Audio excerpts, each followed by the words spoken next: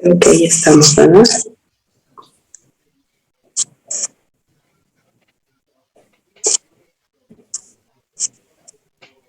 Bien, a ver.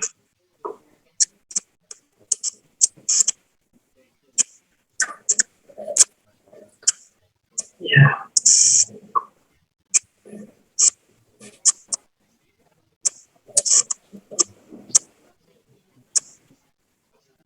¿Dónde están los créditos que no los encuentro?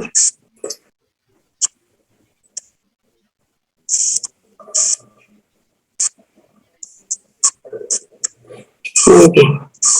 Yo creo que vamos a esperar a que se conecten, ¿no? Esperamos un poquito. Ya. Para la invitación. Está bien.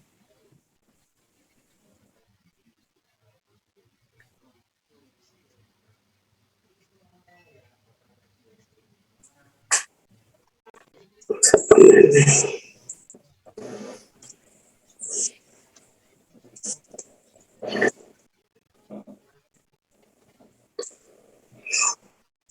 Pilarcita, tú estás como jefa del servicio de oftalmología pediátrica, ¿verdad? No, en realidad no hay un servicio de oftalmología pediátrica, es como una unidad, ¿no? Yo, digamos, soy la encargada de la unidad, ¿no? No tenemos jefatura porque en realidad no tenemos más oftalmólogo pediatra, ¿no? Es solamente como unidad, ¿no? O sea, estamos divididos en unidades y una es la unidad de oftalmología pediátrica de estrabismo, ¿no?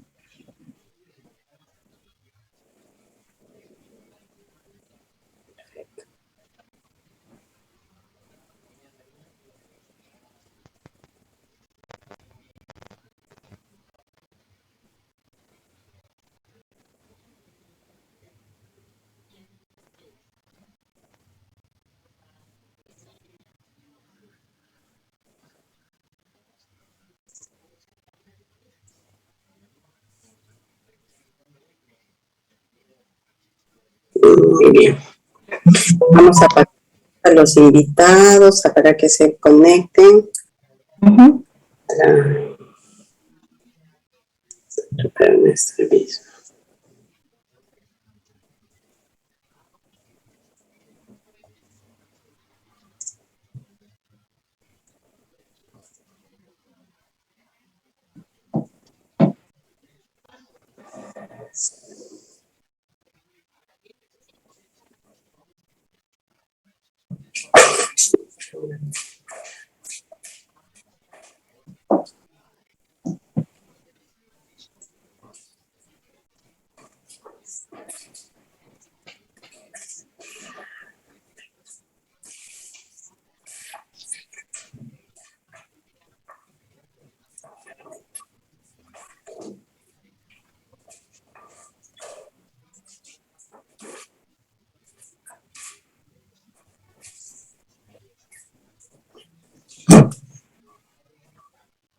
Bien. Pues, Pilarcita, estamos también, pues, ya vamos a tener el Congreso Nacional de Oftalmología que va a ser en agosto, así es que queremos que puedan apoyar con alguna ponencia, algún tema, así es que vamos a convocarlos a todos. Ya, vamos viendo, ¿no?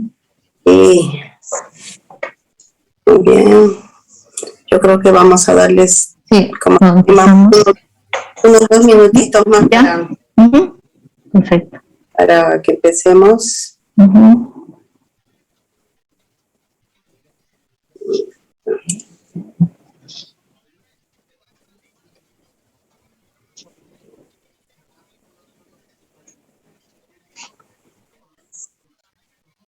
A ver, por favor, Manuelito, ¿puedes habilitar el micrófono para el doctor Mitsuaray? Martín, qué raro. Hola. Buenas noches. Hola. ¿Me escuchan? Hola, Martín. Hola, ¿cómo están? Sí. Sí, ya Hola, se Martín. Gracias. ¿Qué tal? Pilar, ¿cómo estás? Hola, ¿qué tal, Martín? Un gusto. Qué gusto. Muy bien. Ya estamos con... Ahí estamos. flamante secretaria. Ahí estamos con Martín, ahí está. La, Uh-huh. la doctora Carolina Marchena también ya la vi que se conectó. Uh-huh. Tomando lista a todos los residentes por si acaso. Es que creo que también tienen clase. Algunos tienen disculpa. Ellos han faltado a su clase. Sí. Perfecto. Uh-huh. Ahí está Abel. Abelito. Buenas noches, Abel. Abelito, ¿qué dice España? Uy, está de medianoche, creo, ¿no? Está madrugando. Está de madrugada. Oh, sí, pues. Lo hemos despertado. Está bueno. Muy bien. ¿En qué parte está Abel? ¿En España? Está paseando por toda España. Con nieve. ¿Ah? Una nevada tremenda. Así, ahorita, ¿no? Están Sí, en estos días. claro, enero, febrero, todavía no, enero, febrero, marzo, No, desde diciembre. algo extraño. Desde diciembre creo que están ellos, ¿no? Marzo como que va cambiando, marzo, abril. Ah, Se bueno, supone pero que ya todavía. están entrando en primavera. Claro, pero todavía está nevando. Han tenido una nevada fuerte entre ayer y hoy. Muy bien, creo que ya es momento Ya. de empezar. Uh-huh. Manuelito, empezamos entonces la grabación, por favor. Perfecto.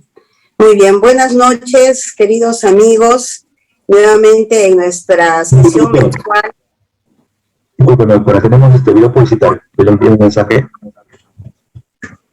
Allá.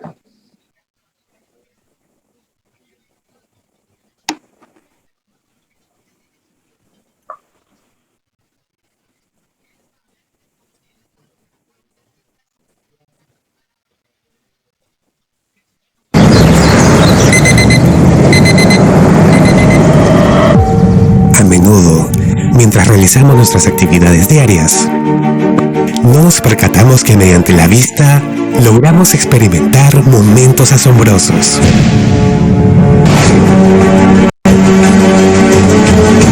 Siendo ella quizás el instrumento más importante que nos conecta con todo lo que nos rodea.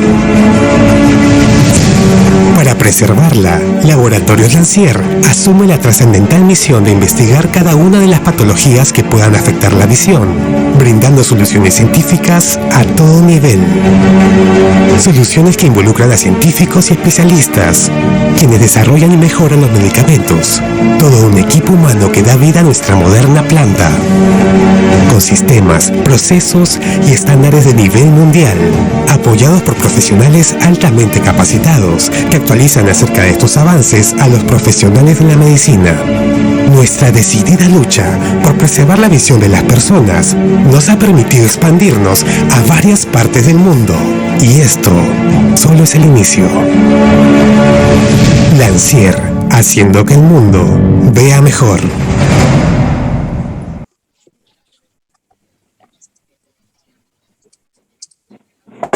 Excelente. Muy buenas noches, queridos amigos. Estamos nuevamente reunidos en esta sesión mensual académica de este grupo privilegiado de oftalmólogos, pediatras y estrabólogos que pues queremos compartir nuestras experiencias. Yo sé que cada uno de nosotros tiene algo que compartir, todos tenemos algo que aprender, y esta noche pues tenemos el honor de tener con nosotros a la doctora Pilar Alfaro, quien va a hacerse responsable de la presentación de un caso clínico muy interesante. Pues la doctora Pilar tiene muchos honores. Ella es actualmente la encargada de la unidad de oftalmología pediátrica y estrabismo del Hospital Nacional Daniel Alcides Carrión. Entonces ella pues con toda su amplia experiencia va a compartirnos un caso clínico que va a ser de mucha utilidad para todos. Así es que, Martín, no sé si tú quieres comentar algo más para dejarle la palabra a la doctora Pilar. Buenas noches con todos, sí, y esperamos, como siempre, la presentación de siempre casos interesantes por parte del grupo de la doctora Pilar Alfaro. Acotamos que van a apoyar en esta noche el doctor Gonzalo Silva Izaguirre, que es médico residente de tercer año, y la doctora Diana Vallejo Pulido, que es médico residente de segundo año del Hospital Nacional Daniel Alcides Carrión. Adelante, doctora Pilar, con su grupo del hospital. Bien. Muchas gracias, Tania. Muchas gracias, Martín, por la presentación. Muchas gracias por la invitación, ¿no? Por la invitación a participar esta noche de la segunda sesión del grupo del capítulo de oftalmología pediátrica y estrabismo. Gracias, Tania. Gracias, Abel. Estamos muy gustosos de estar esta noche con todos colegas y amigos. Nosotros vamos a presentar este caso clínico trabajado en equipo en el Hospital Daniel Alcides Carrión. Lo hemos dividido en dos partes, ¿no? En la primera parte, nuestra residente Diana Vallejos va a presentar el caso, va a hacer la presentación del paciente, de la descripción del caso clínico, la presentación que se ha trabajado con este paciente. Y en la segunda parte, el residente Gonzalo Silva, nuestro residente de tercer año, va a hacer la revisión teórica del caso presentado, ¿no? Entonces, vamos a iniciar con Diana. Buenas noches con todos. Voy a empezar compartiendo mi pantalla.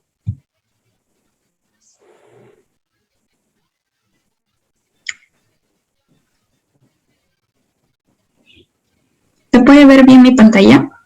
Sí. ¿Se me escucha bien? Ya, sí, también. Bueno, muchas gracias, doctora Alfara, por la oportunidad. Voy a empezar presentando el caso clínico. Este caso es de una paciente mujer de sexo femenino, ¿no?, de 11 años, que acude al hospital por emergencia el 14 de diciembre del 2020. Con un tiempo de enfermedad de 5 días de inicio insidioso y curso progresivo. Es traída por la madre, quien evidencia un aumento de volumen de párpado superior del ojo izquierdo, para lo cual ella reporta como antecedente picadura de un insecto. 2 días antes del ingreso, ella refiere que evidenció mayor aumento del párpado superior asociado a malestar y cefalea. Además, fiebre cuantificada de 38.2 grados centígrados, para lo cual la paciente le administra paracetamol vía oral y este no remite. Además, secreción amarillenta, por lo cual la paciente la trae a emergencia, ¿no? Creo que esto lo voy a minimizar para que se pueda ver bien todo. Como antecedentes, niega algún antecedente patológico, quirúrgico, de familiares y una reacción adversa a medicamentos, ¿no? En el examen físico de emergencia se evidencia aumento de volumen con signos de flebosis de párpado superior de ojo izquierdo, el cual evidenciaba rubor y calor, dolor a la palpación, dificultad a la apertura palpebral y secreción mucopurulenta. Los movimientos oculares estaban conservados, no había dolor a la movilización ocular. Además, negaba a la paciente alguna disminución de agudeza visual. En el examen físico se evidenció en el tejido celular subcutáneo una adenomegalia preauricular izquierda de aproximadamente 4 por 3 centímetros, dura, no dolorosa. Además, la palpación de 2 adenomegalias en la cadena ganglionar cervical superficial. Se le solicitaron exámenes auxiliares, hemograma PCR, glucosa, urea creatinina. Además, cabe resaltar que el 14 de diciembre de 2020, acá en Perú, estábamos viviendo la primera ola en la pandemia por coronavirus. Por lo cual se le pidió una prueba antigénica de descarte de COVID. Esta salió no reactiva. En el hemograma se evidenció una marcada leucocitosis de más de 19.000 leucocitos, 19.000.8, ¿no? Y a predominio solo de neutrófilos. El resto de exámenes salieron dentro de los valores normales. Por lo cual, como diagnóstico de ingreso se obtuvo celulitis preceptal de ojo izquierdo con una adenitis preauricular y cervical izquierda. Debido a la marcada leucocitosis, al problema de la adenitis preauricular y cervical, se planteó que reciba un tratamiento por hospitalización para la administración de tratamiento antibiótico endovenoso, oxacilina 2 gramos cada 6 horas, como podemos ver acá. Cabe resaltar que la paciente 2 días antes de la emergencia tuvo un mayor aumento de volumen tras la administración, que coincidió con la administración de paracetamol bioral, por lo cual también se planteó una posible reacción adversa medicamentosa pese a que se negó en todo momento antecedente de este, y motivo por el cual también se le agregó clorfenamina. En el segundo día hospitalizada, se solicitó una interconsulta de oftalmología, ¿no? Cabe resaltar que estábamos pasando por la primera ola de coronavirus, la cual esta se realizó en la sala de hospitalización. Se le evaluó la agudeza visual a la paciente con ayuda de la cartilla de Rosenbaum, obteniendo una agudeza de 20/70 y 20/70 en cada ojo. Se evidenció el aumento de volumen del párpado superior del ojo izquierdo, con la hiperemia conjuntival tarsal y la secreción mucopurulenta.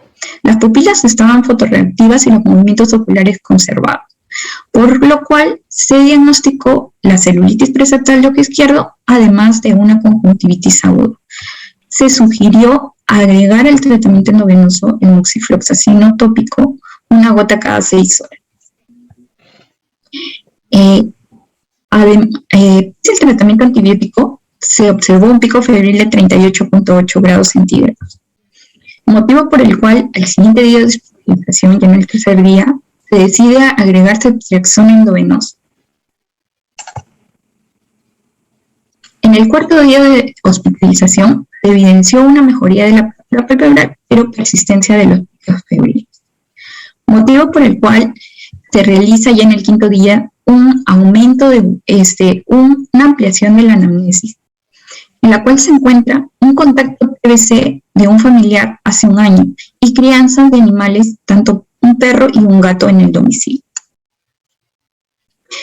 Los problemas planteados de la celulitis preseptal de ojo izquierdo, la adenomegalia y el síndrome febril, se planteó descartar como principal diagnóstico la enfermedad por arañazo de gato por el antecedente epidemiológico y con el cuadro clínico que presentaba la paciente, ¿no? Sumaba al ganglio que podría estar infartado, la TBC ganglionar también a descartar y un síndrome linfoproliferativo, por lo cual se planteó solicitar ecografía de plantas por el estudio del ganglio, exámenes de laboratorio, una placa de tórax e iniciar ese día la citromicina debido a la alta sospecha de enfermedad por arañazo de gato.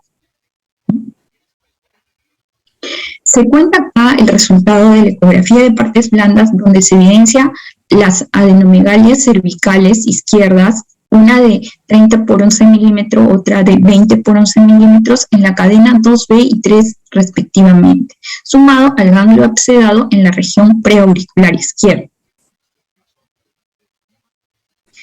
Entonces, se plantea mayor estudio del síndrome febril, quedan aún pendientes exámenes de laboratorio,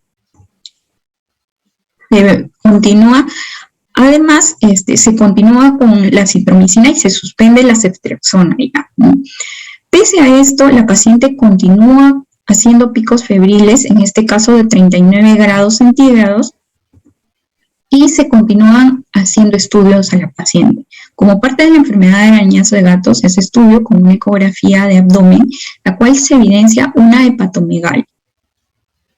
En los exámenes auxiliares, persiste la leucocitosis de 14.000, siempre a predominio solo de neutrófilos, bilirrubinas dentro del valor normal y las enzimas hepáticas también dentro del valor normal correspondientes a la edad de la paciente. Un reactante de fase aguda inespecífico, la proteína C reactiva, aún elevada en 13.6. Para el 9º día de hospitalización, se plantea reevaluación con oftalmología, cardiología y cirugía pediátrica para mayor estudio del síndrome febril, además de una prueba nuevamente de descarte de coronavirus por la situación de la pandemia. En la interconsulta oftalmología se evidencia el problema refractivo que tiene la paciente, se desarrolla en la sala de consultorio externo, y se evidencia que sí tenía una agudeza visual de 20/70 y 20/70, con un problema refractivo que era una hipermetropía en ambos ojos con un astigmatismo moderado. En el examen se encuentra la conjuntiva tarsal superior, presencia de folículos, granulaciones planas elevadas de aspecto congestivo y friable, además de la pseudotosis por el aumento de volumen. Las siguientes estructuras, tanto córnea, pupila, se encontraban dentro de parámetros normales y los movimientos oculares conservados, no doloros, ¿no? Sumado al antecedente epidemiológico, se plantea la enfermedad de arañazo de gato del tipo de un síndrome óculo-glandular de Parinab de ojo izquierdo, motivo por el cual se suspende el moxifloxacino tópico y se plantea continuar con el tratamiento antibiótico sistémico instalado y reevaluación en una semana. Acá tenemos las fotos de la evaluación en consultorio externo, donde es evidente la pseudotosis de la paciente por el aumento de volumen del párpado superior de ojo izquierdo y el aumento de volumen en la región preauricular izquierda por la adenomegalia que presentaba la paciente, el ganglio abscedado. En la biomicroscopía se encuentra una conjuntiva tarsal superior con presencia de folículos, granulaciones planas elevadas de aspecto congestivo y friable, además con la posibilidad de un granuloma en esta región en fase necrótica. Se realiza fondo de ojo mediante una retinografía, donde se evidencian características normales, bordes definidos, una relación copa-disco aproximadamente de 0,4 en ambos ojos, mácula de brillo conservado y una retina aplicada. Se continúa con la interconsulta de cirugía pediátrica para la posibilidad de un tratamiento quirúrgico, ¿no? Con la presencia del ganglio abscedado. La evalúa, cuantifica el ganglio de 4x2 de bordes definidos de consistencia dura y no dolorosa, ¿no? Dando como diagnóstico sí la presencia de ganglio abscedado en la región preauricular, pero que no es tributario a tratamiento o un drenaje quirúrgico, y sugiere continuar con el tratamiento antibiótico instalado. En la interconsulta a cardiología para un descarte de una posible endocarditis como fuente de los picos febriles que presentaba, a pesar que la paciente no presentaba antecedente de algún problema o patología cardiovascular, en el electrocardiograma se evidencia un EKG de ritmo sinusal, una frecuencia cardíaca de aproximadamente 136 por minuto a 60 grados de eje, con el diagnóstico de una taquicardia sinusal, ¿no?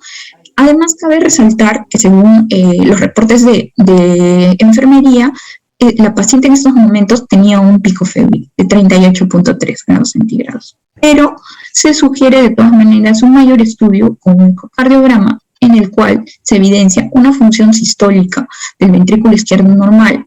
No se observaron vegetaciones, pero por el problema de la apertura valvular, un cierre plano de válvula mitral, se sugiere descartar una posible insuficiencia mitral, ¿no? Como un hallazgo incidental. El resultado de la prueba COVID de ese momento, la reacción nuevamente, fue no reactivo, ¿no? Como parte del estudio del síndrome febril. A pesar de todo, la paciente seguía febril tras 9 días de oxacilina y ya con 6 días de acitromicina. Se plantea completar los estudios con exámenes de laboratorio y la placa de tórax. La placa de tórax sale dentro de parámetros normales, no evidencian algún tipo de lesión. Y para ese día ya se cuenta con el estudio de inmunofluorescencia indirecta para descarte de Bartonella gencelar, ¿no? Que recién llega ese día, el 23 de diciembre. Diendo positivo IgM en una dilución mayor de un 20, para lo cual es positiva como una infección reciente para el laboratorio del Instituto Nacional de Salud. Los valores para IgG son positivos en una dilución de 1,64, ¿no?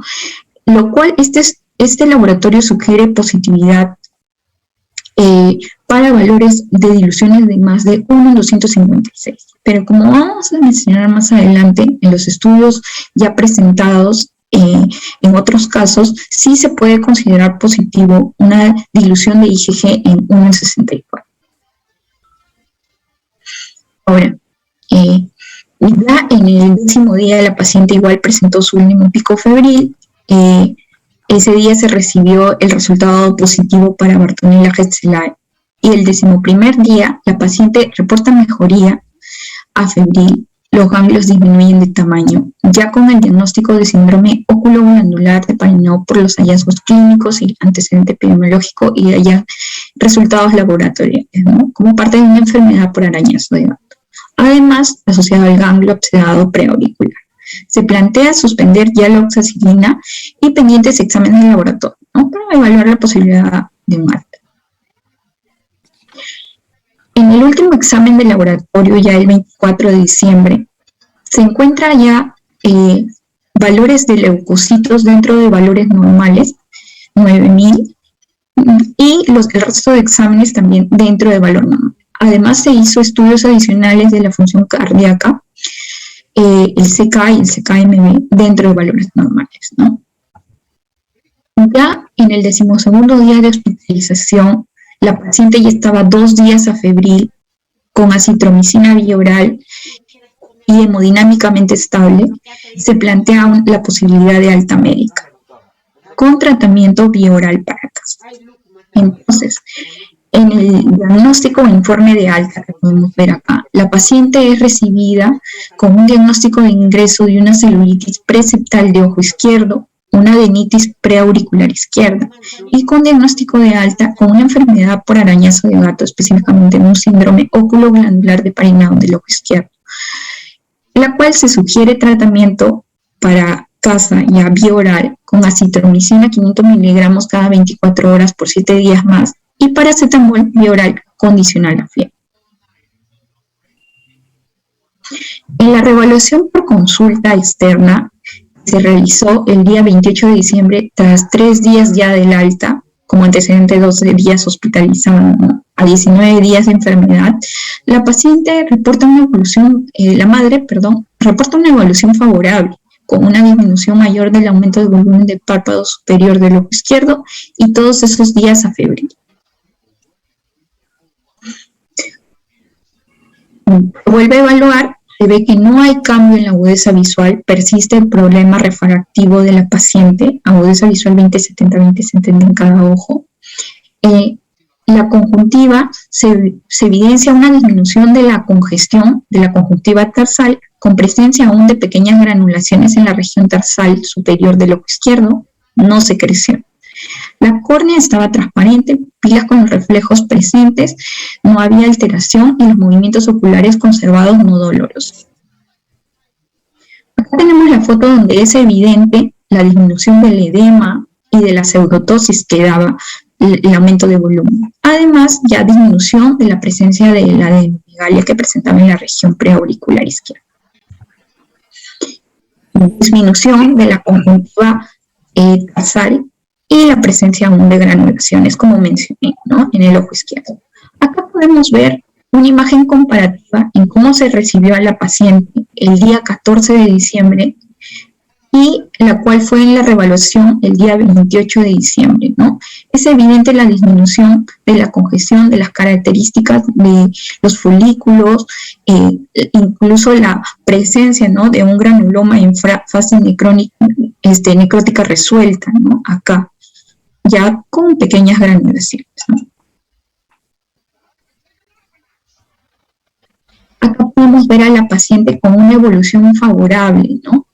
Aparte de eso, ya finalmente se solicita una refracción con cicloplegia para un estudio a mayor profundidad del problema refractivo que presentaba la paciente y una reevaluación por pediatría para que continúe el tratamiento y las evaluaciones para los posibles compromisos sistémicos que puede dar la enfermedad por arañazo de gato, ¿no?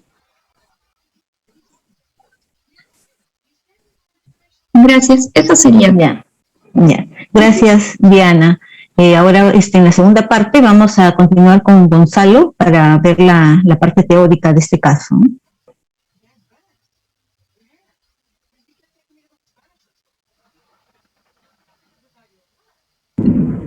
Buenas noches. Entonces, vamos ahora a presentar la segunda parte, que es la de la revisión teórica de este caso, ¿no? Entonces, síndrome oculoglandular de Parinó en un paciente pediátrico asociado a Bartonella-Hanselae, ¿no? Ahora, vamos a esta diapositiva, vamos a ver pues que un breve resumen de lo que vamos a ir tocando, ¿no? Vamos a ir desde la parte más general, que es en sí la enfermedad por arañazo de gato, y luego vamos ya a pasar a lo que presentó el caso clínico, ¿no? Y a lo más específico, que es el síndrome oculoglandular de Parinó, ¿no? Entonces, en la parte introductoria de la enfermedad por arañazo de gato, aquí se ha colocado una línea de tiempo, la parte histórica, comenzando en el año 1889, Parinó en Francia describe 3 casos clínicos de pacientes que presentaron fiebre crónica, linfadenopatía regional y conjuntivitis folicular. Y lo catalogó como un espectro clínico de un síndrome oculoglandular. Ya posteriormente, a mediados de los años 1900, en reportes posteriores se encontró que había una asociación con pacientes que habían tenido contacto con gatos, ¿no? Con rasguños de gatos, y se denominó como un síndrome oculoglandular de Parinó. Ya posteriormente, en el año 1930, en Francia también Debre encontró pacientes en una serie de casos de pacientes que presentaban linfadenopatía regional después de un rasguño de gato.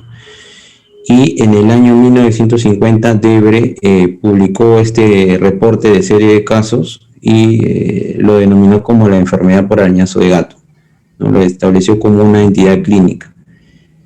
Posteriormente, ya en el año 1983, en Estados Unidos, el Instituto de Patología de las Fuerzas Armadas estudió a estos pacientes que tenían enfermedad por arañazo de gato, los ganglios linfáticos, por medio de tinción de plata de Martin-Starry, encontró el agente etiológico que lo catalogó como la Bartonella-Hanselae, ¿no? Ya posteriormente, en el año 1993, se hizo ya un análisis de secuencia de ARN y se catalogó a este agente etiológico como el de la enfermedad de arañazo de gato, ¿no? Entonces, en esta línea de tiempo hemos ido viendo cómo sobre la enfermedad por arañazo de gato y sobre el síndrome oculoglandular de Parinó, ¿no? Entonces, ahora lo siguiente es con respecto a la epidemiología de la enfermedad por arañazo de gato, ¿no? Es una enfermedad mundial, global. La incidencia anual en los Estados Unidos, donde hay más reportes, en una gran base de datos nacional, en pacientes menores de 65 años, encontró una incidencia de 4.7 a 6.6 en 100.000 casos. En las estaciones de invierno y en climas húmedos había una pequeña mayor incidencia de estos casos y una mediana de edad de 7 años, ¿no? Generalmente en población pediátrica. A nivel de Perú, hay un último estudio en el año que se publicó en el año 2012 del Instituto Nacional de Salud del Niño, en el cual encontraron que de 106 niños que presentaban adenitis regional aguda,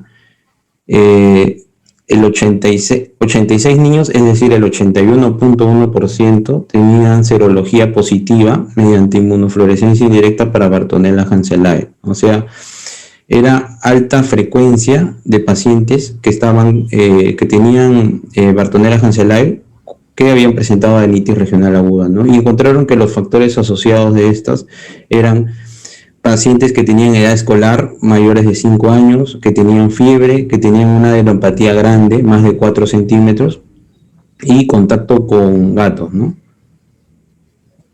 Ahora, con respecto a la patogenia de la enfermedad por arañazo de gato, esta es una zoonosis en la cual el reservorio principal es el gato.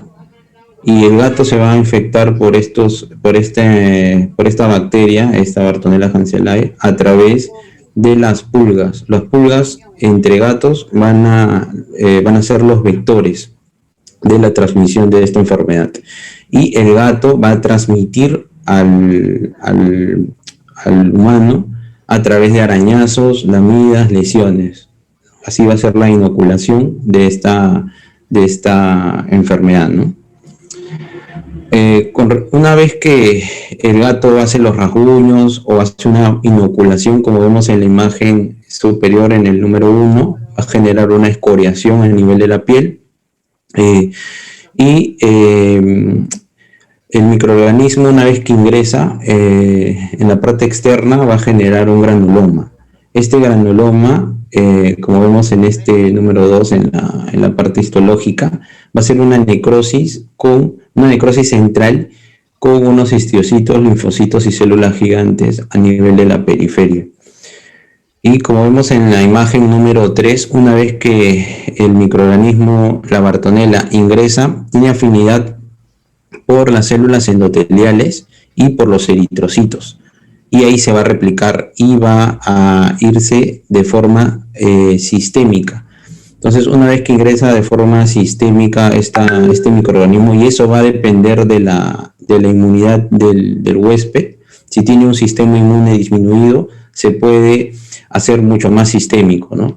Y va a generar, pues, como vemos en la imagen 4, un aumento, pues, de los polimorfonucleares, de los macrófagos, y liberación de citoquinas y de sustancias proinflamatorias, ¿no? Por lo que va a generar, pues, los síntomas sistémicos, como fiebre, que lo vamos a catalogar en la siguiente diapositiva, ¿no? Entonces, ahora, con respecto a las manifestaciones clínicas de la enfermedad por arañazo de gato, tenemos dos tipos. Uno, que son las típicas, en la cual, pues, a partir de la inoculación, lo que hemos mencionado, de 7 a 12 días, se puede generar en la zona donde se presentó el rasguño, la inoculación, como vemos en la imagen superior, la presencia de una pápula eritematosa rojiza en la zona donde se ha inoculado.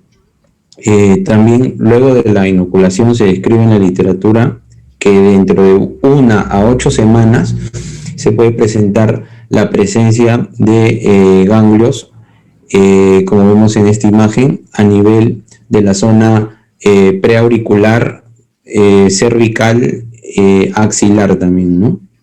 Y que estos ganglios en un 30% se pueden necrosar, se pueden supurar. Y también luego de la inoculación se puede presentar los síntomas generales, los síntomas sistémicos, como por ejemplo malestar general, escalofríos y fiebre baja. Entonces, todo este espectro clínico es lo que se denomina la enfermedad por arañazo de gato, pero de las manifestaciones típicas. Pero también hay un porcentaje menor que va a presentar las manifestaciones atípicas. Estas se van a presentar en un 5 a 14% y sobre todo se va a presentar en pacientes que tienen una predisposición, un sistema inmune disminuido. Y estas manifestaciones, que ya son más riesgosas, atípicas, pueden ser como por ejemplo la endocarditis, meningitis, encefalitis, artritis, etc. Y dentro de estas manifestaciones atípicas, el 5 al 10% va a presentar manifestaciones oculares. Y de estas manifestaciones oculares, el 2 al 5% va a presentar lo que hemos presentado, que es el síndrome oculoglandular de Parinot, que es, si bien es poco frecuente dentro de las atípicas de la enfermedad por arañazo de gato, es una de las más frecuentes manifestaciones oculares por esta enfermedad. Y también, pues, a nivel de polo posterior puede haber afectación como neuroretinitis, estrella macular, uveitis, etc. Ahora pasamos, ya hemos descrito todo acerca de la enfermedad por arañazo de gato, ahora pasamos a lo que es el síndrome oculoglandular de Parinot. Este síndrome, bueno, va a empezar desde la inoculación, generalmente a nivel del párpado. Como podemos observar en esta imagen, pues no va a haber la inoculación es por medio de un frotamiento, un manoseo de la zona palpebral por donde va a ingresar el microorganismo. Luego de esto, pues, de 3 a 10 días de la inoculación va a presentar las lesiones, que es una conjuntivitis folicular unilateral por donde ingresó la inoculación, como vemos en la imagen. Hay presencia de un infiltrado granulomatoso, hiperémico a nivel de la conjuntiva tarsal, de características elevadas, también pueden ser planas, gelatinosas, ¿no? Entonces, una conjuntivitis folicular unilateral con una inflamación granulomatosa. Y estos granulomas se pueden posteriormente, en algunos casos, ulcerar y necrosar. También con la inoculación, presente concomitantemente o posteriormente hasta 2 semanas, va a presentar el aumento de los ganglios cervicales, de los ganglios preauriculares y puede ser también de los ganglios axilares. Entonces, para el diagnóstico es básicamente con esta triada, ¿no? La triada de los antecedentes clínicos, los antecedentes epidemiológicos de contacto con gato o rasguño de gato y los antecedentes, con el diagnóstico serológico, en el cual se hace la serología se va a detectar de 3 a 5 días después de la inoculación. Entonces, para el diagnóstico, la parte serológica se hace la inmunofluorescencia indirecta para Bartonella Hanselae, en la cual vamos a encontrar los anticuerpos. En la literatura se menciona que la inmunoglobulina M es para la fase aguda, no tiene mucha relevancia.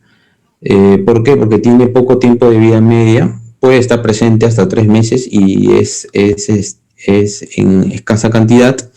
Lo que la literatura menciona con más importancia es el anticuerpo, la inmunoglobulina G, que tiene 95% de especificidad y menciona que valores mayores a 1 con 256, algunas bibliografías también mencionan mayor a 1 en 512, es positivo. Pero si está entre 1 en 64 y 1 en 256 es posible y se debe repetir de 10 a 14 días. En nuestro caso estaba en 1 en 64, pero también vamos a ver que en un flujograma esta serología de un IgG en 1 en 64 asociado con un IgB bajo, como lo que se presentó en el caso clínico, también nos refuerza el diagnóstico de enfermedad por arañazo de gato, ¿no? Esto básicamente son exámenes auxiliares, lo más importante es la clínica y el antecedente epidemiológico, ¿no? En el caso después que tengamos sospecha o en los casos en los cuales la serología salga negativa y tengamos alta sospecha, para confirmar el diagnóstico también se puede utilizar el PCR de muestra de tejido, ¿no? Entonces, ahora pasamos a la parte de los diagnósticos diferenciales del síndrome oculoglandular de Parinón. Primero, como hemos presentado en nuestro caso clínico, el que ingresó como una celulitis preseptal, ¿no? La celulitis preseptal, en la cual pues va a haber un aumento de volumen a nivel de los párpados, un enrojecimiento, sin ninguna otras alteraciones a nivel intraocular. Esta celulitis preseptal generalmente pues tiene una diseminación directa que puede ser ya sea por una sinusitis, una dacrocistitis, un punto de entrada, ¿no? Es para buscar esos puntos. En nuestro caso pues no había eso. También puede ser por diseminación hematológica o por un traumatismo, una laceración a nivel del párpado que esté generando esto, ¿no? Y generalmente son cocos gram positivos, ¿no? Y el tratamiento que se da es un tratamiento vía oral con antibióticos como por ejemplo cefalexina, ¿no? Entonces, este es el primer diagnóstico diferencial de celulitis preseptal, ¿no? El siguiente, pues, es angioedema, ¿no? Un angioedema que, como vemos en la imagen, es un aumento de volumen en los párpados, pero generalmente puede ser bilateral y el comienzo es abrupto, es rápido y es una exposición que puede ser a un alergeno, ¿no? Puede ser por comidas. Generalmente este exabrupto es rápido, ¿no? Que puede llegar hasta incluso a una obstrucción de la vía aérea, ¿no? Pero en nuestro caso, pues no fue esto, ¿no? Porque acá básicamente el comienzo es abrupto básicamente eso, ¿no? Con respecto al angioedema. El otro diagnóstico diferencial es con la conjuntivitis folicular adenoviral, ¿no? Este adenovirus va a generar, pues, como vemos en esta imagen, una conjuntivitis folicular. Generalmente es altamente infeccioso, generalmente es bilateral. En nuestro caso era unilateral. La secreción es mucosa, en nuestro caso había una secreción mucopurulenta. Puede haber presencia también de un ganglio, pero el ganglio no es un ganglio de tamaño tan considerable como en nuestro caso. Generalmente no se asocia con una enfermedad sistémica, no se asocia tampoco con leucocitosis. La leucocitosis que tenía en nuestro caso, pues, nos orienta más a una etiología bacteriana más que viral, ¿no? Entonces también está alejado este diagnóstico diferencial. Otro diagnóstico diferencial también es con la clamidia, que nos puede generar, pues, una conjuntivitis de inclusión, también una conjuntivitis folicular, una secreción mucosa, pero generalmente la clamidia va a afectar en dos extremos, o en dos etapas, ¿no? Una en los neonatos y otra es en los adultos, y eso debido a la transmisión sexual, ¿no? La clamidia en los neonatos por el canal del parto va a generar una conjuntivitis por clamidia, y en los adultos por transmisión sexual, ¿no? Y ya más alejado el tracoma, ¿no? que genera cicatrices a nivel de la conjuntiva tarsal, cosa que no había, pues, en nuestro caso, ¿no? Otro diagnóstico diferencial también es la blefaroconjuntivitis, que, como vemos en la imagen, pues genera un aumento de volumen en el párpado, un enrojecimiento, pero lo que no cuadra es, pues, la presencia de collaretes, de escamas a nivel de los párpados, cosa que no había en nuestro caso, y también las manifestaciones sistémicas que presentaba en nuestro caso, ¿no? Otro diagnóstico diferencial ya mucho más alejado es la sarcoidosis, que es una enfermedad granulomatosa multisistémica.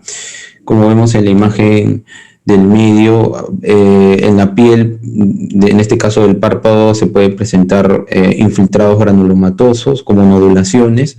A nivel de la conjuntiva tarsal también se pueden presentar estos infiltrados, pero ya medios nodulares. Generalmente esta sarcoidosis, que es un granuloma no caseificante, va a ocurrir entre 20 y 50 años.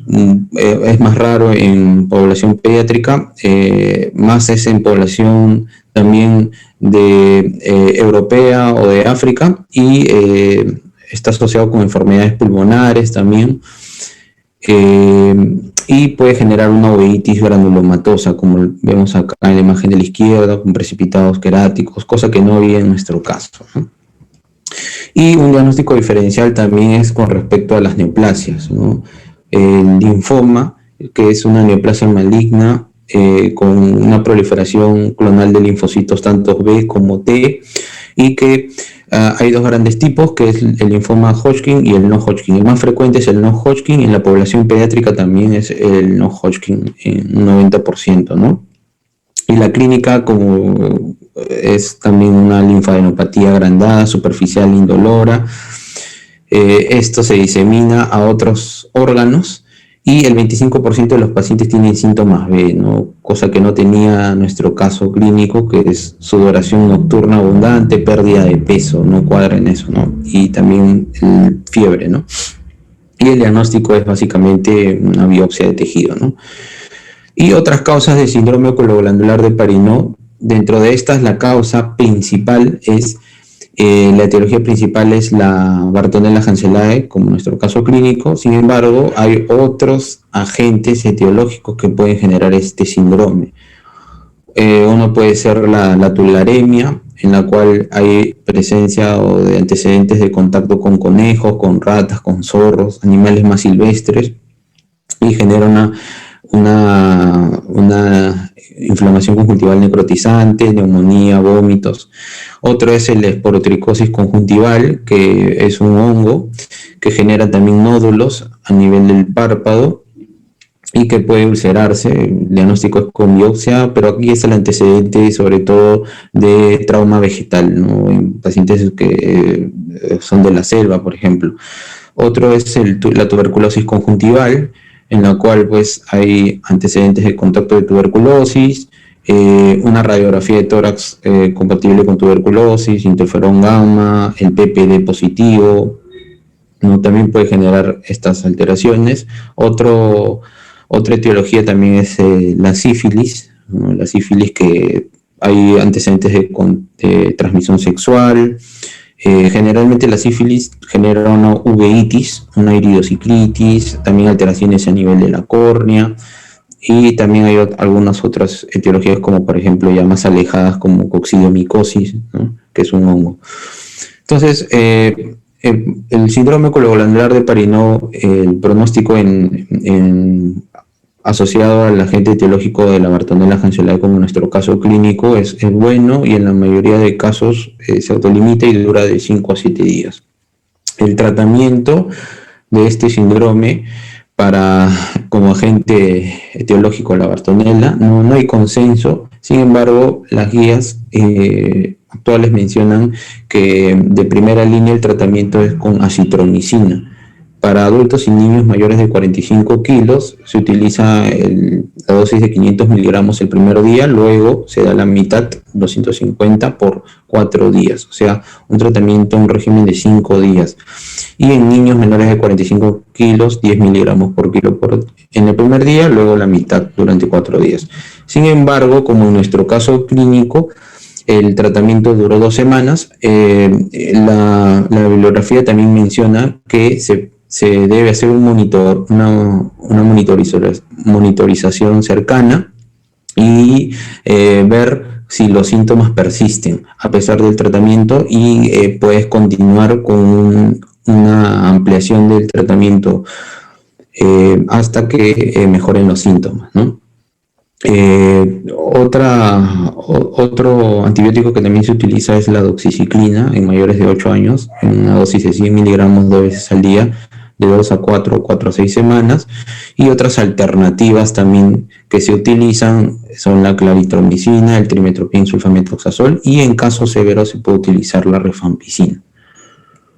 Entonces, este es un flujograma resumen en el cual, si es que nosotros nos encontramos con un paciente que presenta un síndrome cologlandular de Parinot como signos sugestivos, conjuntivitis folicular, linfadenitis, malestar sistémico, fiebre, ¿no? Que es una enfermedad por arañazo de gato con el espectro atípico del síndrome cologlandular de Parinot, nosotros, como vemos en el flujograma en la parte izquierda, en la flecha, es importante el antecedente epidemiológico de historia de contacto con gatos, marcas de arañazos.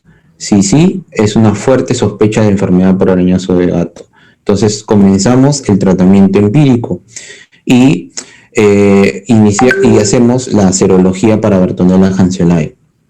En la serología para Bartonella Hanselae podemos tener inmunoglobulina G con títulos mayores a 512, que nos refuerza de la enfermedad por arañazo de gato, o también, como en nuestro caso clínico, la inmunoglobulina G puede tener títulos entre 1 en 64 y 1 en 264 y títulos de IgM bajos, y con todos los antecedentes antes mencionados podemos también hacer el diagnóstico de enfermedad por arañazo de gato.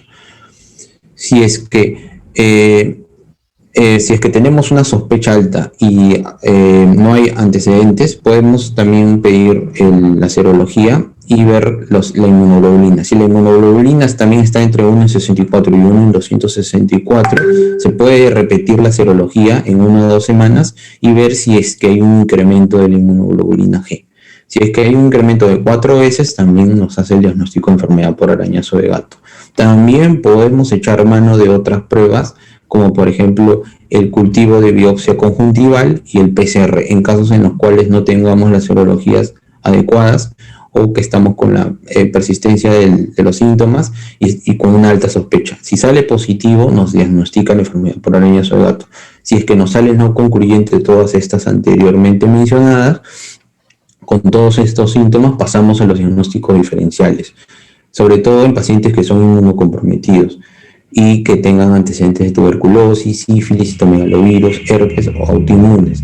Entonces, aquí pedimos ya una serie de investigaciones diferentes, en la cual podemos solicitar PPD, radiografía de tórax, interferón gamma para tuberculosis, BDRL, RPR, que es serología para sífilis, serología para virus, inmunoglobulina M, inmunoglobulina G para citomegalovirus, herpes o para hongos, biopsia de los ganglios, si es que pensamos en malignidad, velocidad de sedimentación globular, factor de reumatoide ANA, si estamos retractantes de fase aguda, si estamos pensando en una enfermedad autoinmune, ¿no? Entonces, esto es en el caso en los cuales tengamos sospecha y no tengamos como diagnóstico diferencial de la enfermedad por arañazo de gato.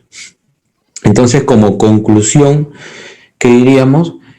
Como hemos mencionado anteriormente, la enfermedad por arañazo de gato en la población pediátrica es frecuente, ¿no? Y en muchos casos es autolimitada sin tratamiento, sobre todo en los casos típicos. El síndrome oculoglandular de Parinó, que es un caso atípico, es un diagnóstico que puede ser subestimado en la mayoría de los casos si es que no tenemos una sospecha clínica adecuada.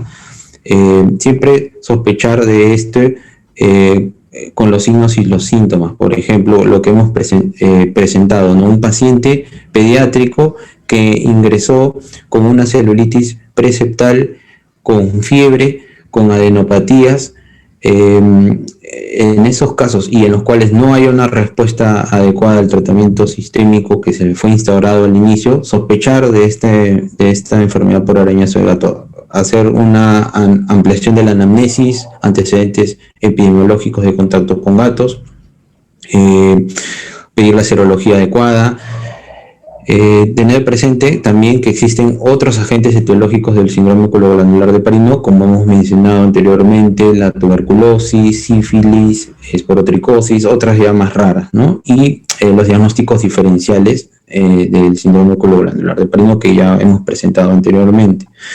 Y entonces, en los casos con signos y síntomas que sugieren progresión de la enfermedad o manifestaciones atípicas, como en el caso del síndrome oculoglandular de Parinó, un diagnóstico preciso va a ser el paso crucial para un manejo oportuno y para una prevención de complicaciones. Eso sería todo. Muchas gracias. Gracias, Gonzalo. Hemos creído interesante presentarles este caso, ¿no? Que primeramente porque, como ya ha sido reiterativo cuando se ha mencionado al inicio, es un caso de un paciente que se presentó en medio de la pandemia, ¿no? En un hospital general, como es varios de nuestros hospitales, como es el Hospital Carrión, ¿no? En el cual había muchas restricciones en lo que se refiere a exámenes, en lo que se refiere a acceso a imágenes, ¿no? Entonces, creo que es un abordaje y es enfrentarse a un caso en una situación especial, ¿no? Diferente a lo normal, ¿no? Fue manejado inicialmente por pediatría, nosotros intervenimos en la parte que correspondía, ¿no? Eso creo que, tiene un valor, ¿no? El haber podido manejar adecuadamente este caso, ¿no? Y que hayas tenido una evolución favorable, ya que se trataba de una complicación atípica, como ya hemos mencionado Gonzalo, ¿no? En la parte de la parte clínica, ¿no? También creo que es como un aprendizaje, ¿no? Algo ilustrativo, que es un caso, no tan frecuente del síndrome oculoglandular de Parinó, pero que debemos tenerlo presente como diagnóstico diferencial, ¿no? O sea, siempre tenemos que estar pendiente de nuestros pacientes, de la parte clínica, de cómo llegan y de repente siempre tener esto como un diagnóstico diferencial, como ya se ha mencionado todos los demás digamos, casos que podían también ser diagnóstico, ¿no? Pero que, bueno, finalmente pudimos obtener la serología y pudimos tener el diagnóstico y el manejo adecuado de este caso, ¿no? Creo que todos hemos visto en algún momento este síndrome, de repente podemos compartir las experiencias, ha sido nuestra experiencia, no hemos tenido nosotros muchos casos de síndrome oculoglandular de Paris-Naud, entonces podemos de repente compartir experiencias y estamos abiertos a las preguntas y comentarios de todos, ¿no? Excelente. Un caso muy interesante, creo que ha sido muy didáctico y muy bien estudiado, ¿no? Les felicito a todo el equipo de la doctora Pilar y agradecerle por el tiempo, por compartir sus experiencias a la doctora Pilar Alfaro, a los doctores Silva, a la doctora Vallejos. Realmente ha sido un caso muy bonito y pues esperemos que todos las demás instituciones se unan a este compartir de conocimientos. Realmente pues todos estamos muy contentos y vamos a seguir adelante, doctorita. Muchas gracias. Gracias a todos.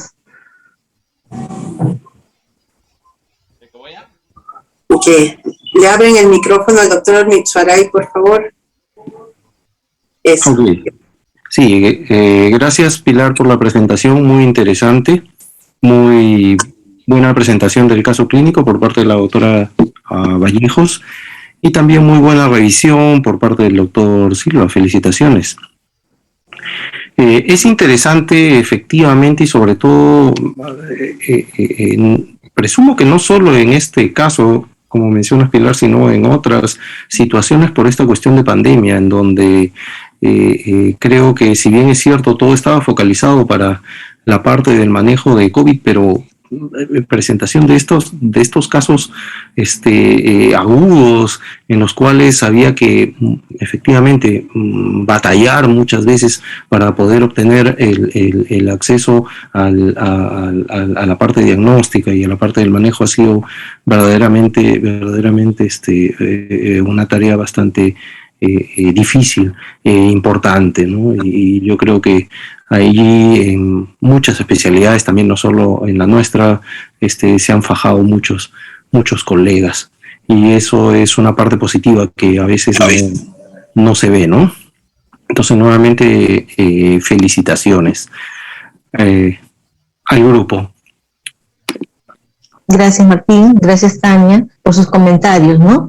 Y gracias a nuestros residentes también, porque creo que es una mención especial para ellos por su preocupación, por su responsabilidad, ¿no? Ellos han estado en realidad los que están al frente de esto, los que nos mantienen informados, los que se preocupan por el paciente, ¿no? Y están atentos a la evolución, atentos a lo que sea necesario hacer con el paciente, ¿no? Creo que es muy importante el trabajo de ellos y les agradezco y les felicito también Diana, Gonzalo, ¿no? A nuestros 6 residentes, porque este caso vino en el 2020, ¿no? Como se ha mencionado, en la primera ola, ¿no? Entonces nuestros ex residentes también estuvieron presentes, ¿no? En ese momento. Y bueno, este caso motivó un debate, un debate de todo el servicio en general, ¿no? Como saben, pues yo soy la única oftalmóloga pediatra y entonces cuando tenemos un caso especial los ponemos en el servicio. Esto fue a través del chat virtual, ¿no? Gonzalo lo presentó y fue motivo de opiniones, ¿no? Fue motivo de sugerencias de todos los médicos asistentes y residentes del servicio, ¿no? Entonces, esto fue un caso interesante para todos y ilustrativo, ¿no? Y bueno, creo que es compartir entre todos la experiencia, ¿no? O sea, de los manejos y cómo nos fue con este paciente, cómo resultó, y bueno, y aprender, ¿no? De repente de lo positivo y lo negativo, o sea, vamos aprendiendo todos, ¿no? Y es bueno exponerlo, ¿no? Así es. Uh-huh. Por parte del chat del Zoom, le mandan felicitaciones a la doctora Blanca Alzamora, la doctora Pilar Reza, y también por parte de nuestro presidente de la sociedad, el doctor Dino Nateri, dan sus respectivas felicitaciones. No hay ninguna pregunta. Nosotros tuvimos en algún momento, y eso lo habíamos visto con el doctor Cárdenas, a propósito, pero un caso también en una niña, si mal no recuerdo, era de 10 años, 11 años, pero la presentación inicial vino por baja visión y le encontramos una neuroretinitis. No habíamos tenido, que también era una situación extraña, no había tenido al menos manifestaciones sistémicas, glandulares u otras que ya han sido descritas. Básicamente fue por el tema de la neuroretinitis y la baja visión. Poco frecuente, dicho sea de paso, pero igual hay que tener esa sospecha. Se hizo la evaluación, el estudio en conjunto con el Instituto de Enfermedades Tropicales de Cayetano de Heredia, y ellos dan la positividad en ese momento para Bartonella. Se le dio terapia y hubo mejoría efectivamente con resolución del cuadro. Interesante, ¿no? Porque la neuroretinitis es menos frecuente. Así es. Siempre hay que tenerlo en consideración. Y lo otro también, dentro de lo que había mencionado el doctor Silva en las causas etiológicas, considerar siempre tuberculosis, y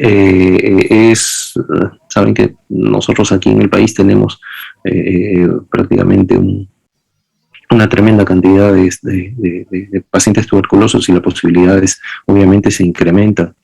Y últimamente que está reemergiendo sífilis, como también una entidad posible causante, y que es la gran imitadora, ¿no? Una de las grandes imitadoras de posibilidades de compromisos oculares. Probablemente no tanto en la edad pediátrica, pero sí en jóvenes mayores, ¿no?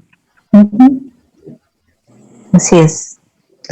Creo que cada día aprendemos, nos queda de experiencia y estar atentos, ¿no? a los casos que se puedan presentar. Sí, esta es una de las cuestiones importantes, diríamos, que nos proporcionan estas reuniones, de poder compartir las experiencias, en este caso de ustedes, y hacerlos extensivos al grupo. Muy importante. Así es. Excelentes comentarios. Una vez más, Pilar, muchas gracias por esta presentación. Doctor Silva, doctora Vallejos, y bueno, esperamos volvernos a reencontrar dentro de un mes. Así es, muchas gracias una vez más también a todos ustedes, y nos estamos viendo entonces. Gracias y buenas noches. Gracias, buenas noches. Buenas noches a todos. Gracias. Muchas gracias, doctores. Gracias. Gracias, doctores. Gracias.